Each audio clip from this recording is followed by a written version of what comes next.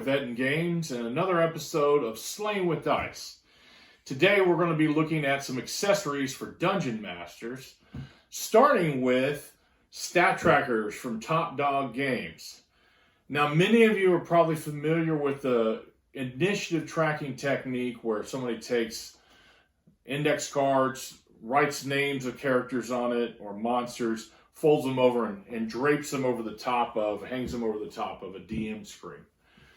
That's been around for a while. Stat Trackers takes that homebrew idea to another level. What they provide is 317 official D&D 5th edition monsters, animals, and NPCs, organized with dividers in a box, and they have pre-printed stat cards. So they take that.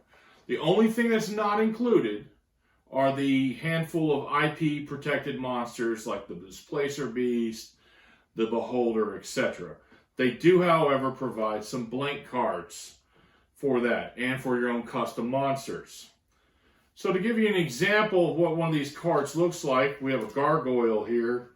What it does is it provides on one side all the information that the Dungeon Master is going to need. All the stats from the monster manual. Now, this does not have any of the background or fluff material that is printed in the monster manual, but it gives you everything that you need to conduct a combat, including all the special abilities for that monster. On the other side, this is the player side. It has the name of the monster printed. Now, you'll also notice that they include what's nice about the design here, they include a crease on it to account for the thickness of the DM screen. So when you place it up here it hangs, the players see that side, the DM has everything they need on this side. They provide also blank cards for your player characters. So your player characters can fill out a card with all the stats, everything, basically a mini character sheet here that's at the DM can reference at any time. It's hanging on their DM screen.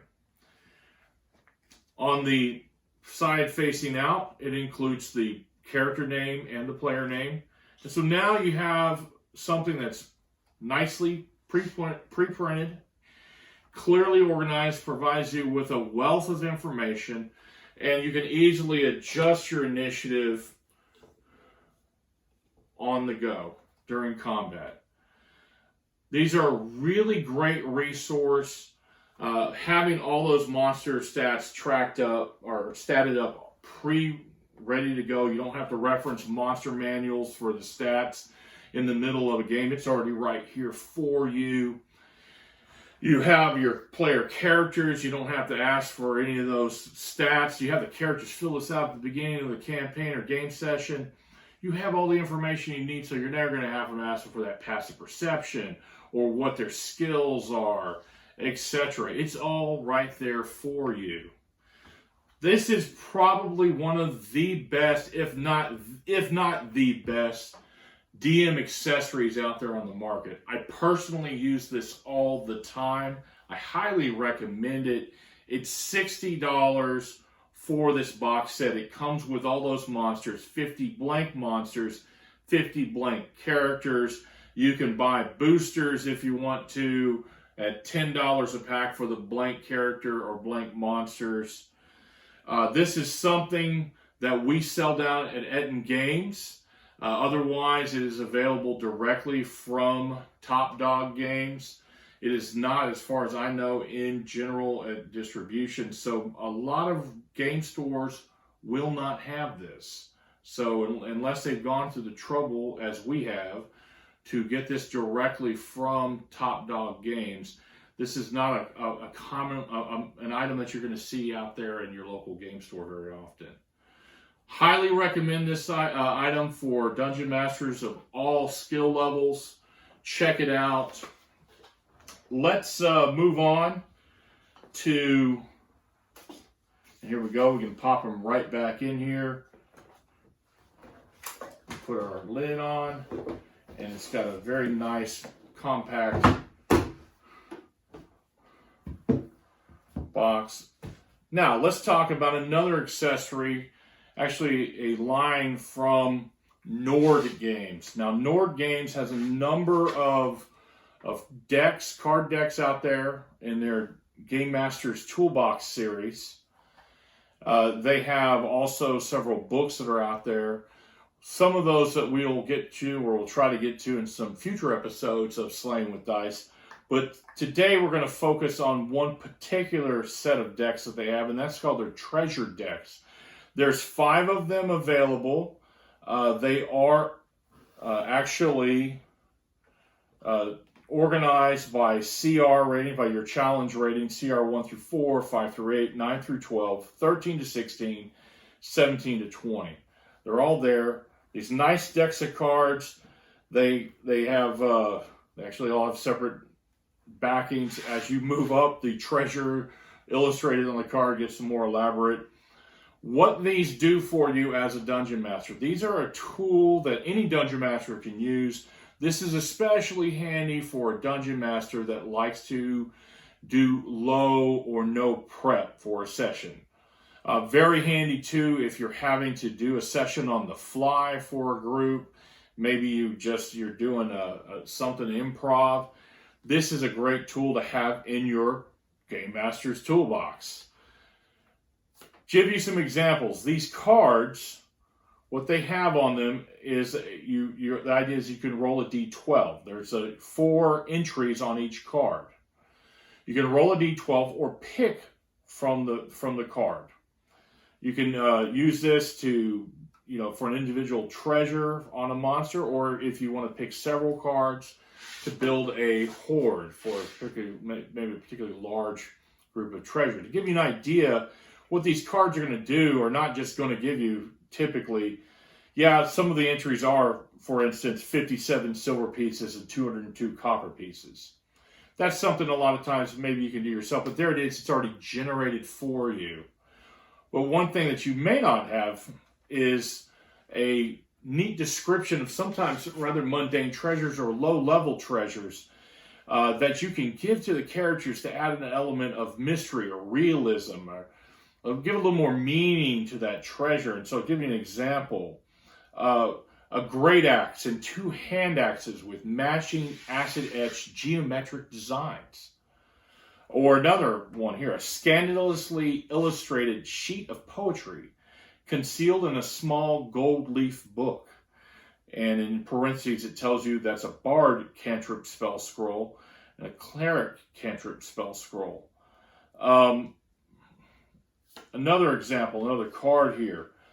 An extravagantly pinned scroll tied with a red leather ribbon and a gold-plated bottle of crimson liquid with an owl-shaped stopper. It's a first-level wizard spell scroll and a potion of healing. Or a black leather-bound book written in a unique cipher, a list of compromising information about locals, such as black market deals by merchants, lists of noblemen's mistresses, the location of hidden wealth, etc. A black lacquered suit of scale mail armor. Once again, mundane treasure, but you add a little more to it. An opulently courtly gown of deep orange velvet, cut to fit a tall, slightly portly woman, studded with glass beads painted to look like pearls. Now, you're not likely to come up with something like that on the fly, but there it is. There's something to be like, what is this? This could be something that could become, especially on the fly, an inspiration for an adventure. You could come up with something that could be something that could turn into who knows what. You can fly, you can feed your imagination, and that's the great thing about these entries. Here's another one, a scimitar with a talon motif inscribed into the crossguard and a hilt and a shield resembling a pair of folded wings. Once again, mundane shield and scimitar, but now you've added a layer of cool to them that player is now going to, wow, this is something special. So that's the CR 1 through 4. Let's look at a couple of examples of what we can get with the CR 5 through 8, where they start adding a few more magic items. A large tapestry depicting a mounted warrior fording a raging river, somewhat threadbare and in need of restoration, worth 150 gold pieces. Embroidered house slippers with silken spider's web pattern sewn into them, slippers of spider climbing. Or a scimitar with a rich golden inlay along the blade depicting a peaceful oasis, a +1 weapon. So, +1 weapon now becomes something with a little more character to it there. A trunk containing a fine maroon doublet and hose, a matching ball gown, a smaller set of each made for children, a vial of cloying perfume, and a perfect pink pearl worth 100 gold pieces. A metal wand with stylized ornamental crossguard in the manner of a longsword. It's a +1 wand of the War Mage. A fine riding saddle with large saddlebags containing the necessaries for survival in the wilderness, a military short sword, and a royal decree entitling the bearer to requisition a riding horse. A wand crafted from the mummified claw of an enormous spider, a wand of web. A salt-stained trident, the head of which resembles a glowering deep-sea squid with jagged pointed tentacles, a trident of fish command. A collection of small jars and barrels used to brew, a set of scales and weights, pouches of wheat, yeast, and spices, a copper chalice stamped with a drake and griffin, and a lockbox containing 50 gold pieces and a recipe for White Dragon Pale Ale, etc., etc. So these are just, like I said, that's just a sampling of a full deck of cards here. These retail for $15 a deck. They're very handy. They're a great addition to the toolbox. What we're going to do in the future, like I said, I hope to get in future episodes, we're going to highlight some of the other products and accessories from Nord Games. These are all available down at Ettin Games. Come and see us. And until next time. Dice throwers and rock and roll.